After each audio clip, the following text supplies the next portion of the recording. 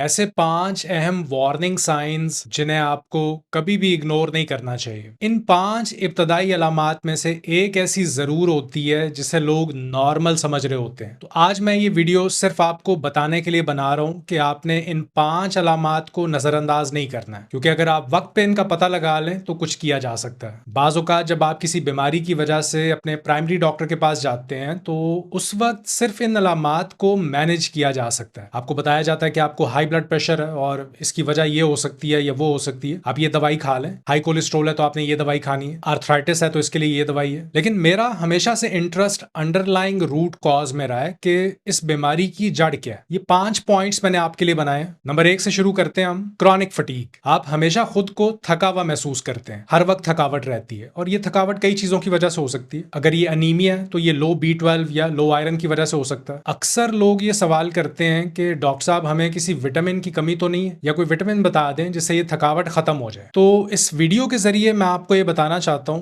कि किसी भी सिम्टम या अलामत को ट्रीट करने के लिए विटामिन तब तक काम नहीं करते हैं जब तक आप अपनी डाइट दुरुस्त ना कर लें। क्योंकि अगर आप खुराक से ही सारी न्यूट्रिशन ले पा रहे हैं तो शायद आपको कोई विटामिन लेने की जरूरत ही ना पड़े। बहुत से लोग रोजाना की अपनी जरूरत की प्रोटीन ही नहीं ले रहे होते, प्रोटीन इनटेक पूरी नहीं करते। और ये भी मैंने देखा है कि कुछ लोगों ने सिर्फ नाश्ते में थोड़ी और प्रोटीन ऐड करके अपना मसला सॉल्व कर लिया। फिर इसकी एक और वजह है विटामिन B1 की कमी। बॉडी में अगर विटामिन B का लेवल कम हो तो आप जहनी दबाव का शिकार होंगे, सोते वक्त ज्यादा सोचे आएंगी, over thinking, restless leg syndrome, बेचैनी में टांगे हिलाने की बीमारी, नर्वसनेस बढ़ेगी, आप नर्वस रहने लगेंगे ज्यादातर। ये थकावट किसी टिक बाइट की वजह से भी हो सकती है। वो लोग जो जानवरों के करीब रहते हैं, लाइफ स्टॉक में काम करने वाले लोग या फार्मर्स, छोटे कीड़े होते हैं जो जानवरों की जल्द पे रहते हैं, इनके काटने से जो जरासीम हमारी बॉडी में जाता है वो जाके विटामिन D रिसेप्टर्स को कमजोर कर देता है। मतलब कि बॉडी के सेल्स विटामिन D को इस्तेमाल नहीं कर पाते। फिर आपको अगर कोई जिगर का मसला है या हार्ट डिजीज या कोई ऑटो इम्यून डिजीज है, आर्थराइटिस, सोराइसिस या थायराइड का मसला है,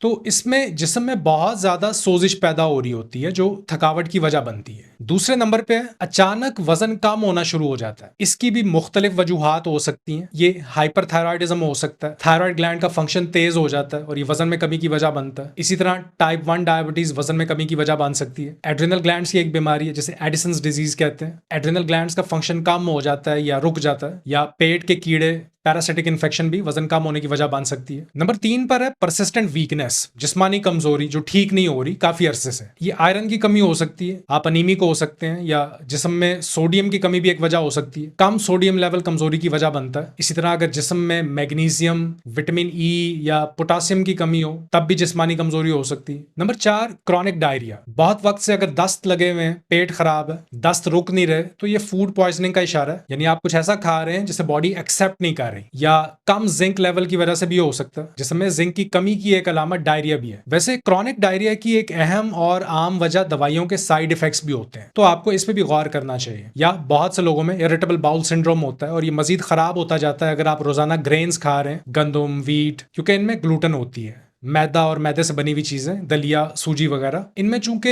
हाई फाइबर होता है जो आपको IBS में अवॉइड करना चाहिए क्योंकि फाइबर डायरिया करता है। फिर अगर आप बहुत ज्यादा ट्रेवल करते हैं मुख्तलिफ मुल्कों में तो पैरासिटिक इन्फेक्शन इसकी वजह हो सकती है और इसकी वजह से डायरिया होता है। तो ऐसी सूरत में आप ज्यादा प्रोबायोटिक्स का इस्तेमाल करें। नंबर 5 परसिस्टेंट स्टमक या एब्डोमेन पेन, लंबे अरसे तक पेट में दर्द। तो इसमें मैं आपको होल फूड्स खाने और जंक फूड से बचने का कहूंगा। सिर्फ इसी से 95% ये मसला आपका हल हो जाएगा। बाहर का खाना रोक दें, घर में बना हुआ खाएं। अगर ये सही नहीं हो रहा तो इसकी दीगर वजूहात हो सकती हैं, पित्ते या गुर्दे की पथरी हो सकती है, लेकिन इसका तब तक पता नहीं चलेगा जब तक आप अल्ट्रासाउंड या कोई और टेस्ट ना करवा लें। एक और कंडीशन है जिसे सीबो कहते हैं। इसमें छोटी आंत में बीमारी पैदा करने वाले बुरे जरासीमों की तादाद बढ़ जाती है जो ज्यादा गैस बनाते हैं। इसमें आप लहसुन का इस्तेमाल ज्यादा करें, इंटरमिटेंट फास्टिंग फॉलो करें, या ये अपेंडिसाइटिस भी हो सकता है, पैरासिटिक इन्फेक्शन भी हो सकती है, या अल्सर भी हो सकता है, या गॉल ब्लैडर स्लज जिसमें बाइल गाढ़ा होना शुरू हो जाता है नालियों में। ब्लॉकेज की वजह से ये बैक फ्लो करने लगता है, आगे नहीं जा पाता और पैंक्रियाज में इन्फ्लेमेशन की वजह बनता है। इसे पैंक्रेटाइटिस कहते हैं। तो इसमें सबसे पहला स्टेप आप ये करें कि अपनी डाइट में से